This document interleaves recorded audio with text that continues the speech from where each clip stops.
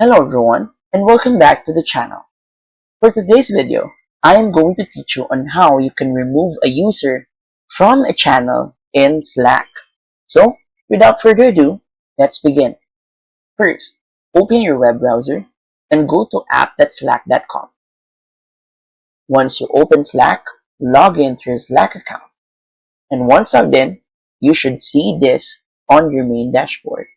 Now, how can we remove a user from a channel? Let's focus on the left panel and pick one of the channels right here. So I have all workspace, a new channel, or a social channel. Let's pick social.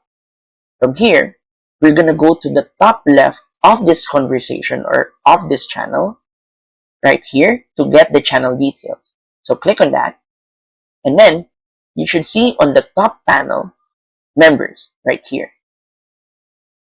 On this tab, you would see all the members currently inside this channel. And on the right of it, you should see the option to remove that member.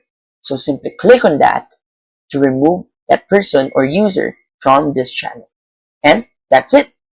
So if you find this video helpful, please don't forget to click like, share, and subscribe to the channel for more helpful video tutorials. See you in the next video. Bye!